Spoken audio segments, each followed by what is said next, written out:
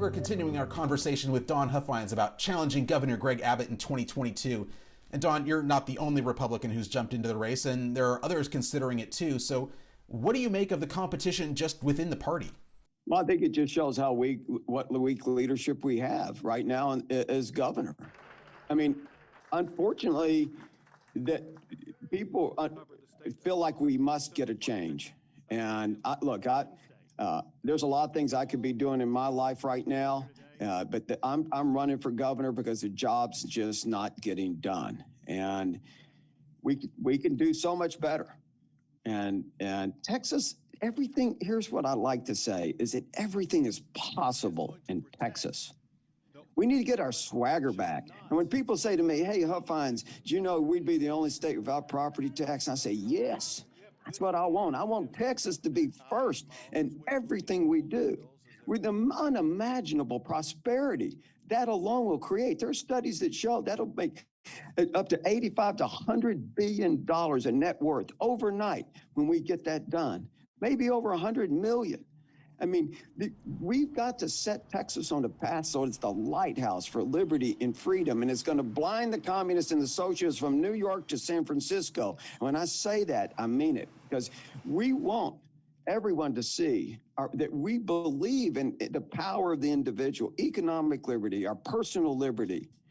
And it's not just for Texas. I mean, for the United States, it's for the whole world. And what we've heard so far from the three of you who have started your campaigns and the other potential candidates, that you all share the same viewpoint that Governor Abbott's not being conservative enough. If you're all angling for that same more conservative voter, are you worried that that would split up all of those votes and then make it easier for Governor Abbott to win again? You know, I'm just not worried about whoever's in this race. I'm just keeping my head down and taking it one step at a time, and I'm going to beat everybody. I'm going to win. And I tell you this. The steeper the slope, the sweeter the summit. All right. Then what would you tell all those folks here in East Texas who look at this and say, we're talking about a primary in March of 2022. The general election is about a year and a half from now. Why should I care at this point about who's running in 2022? Well, look, it's not that far away. Time passes really fast. In these elections, things come up very quickly, and people need to be aware. This is a great big state.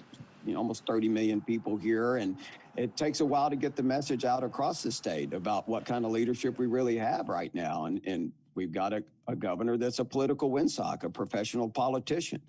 And so I get my message out. It'll take a while, but when it does, when I talk to people and when people hear, yeah, it was resonating. I mean, it is crystal clear, and people are flocking to our message. And this is a new chapter in Texas history. And that's how I want people to look at it. And that's how we're campaigning. Don Huffines, thank you for coming on ETX Covered today. Thank you.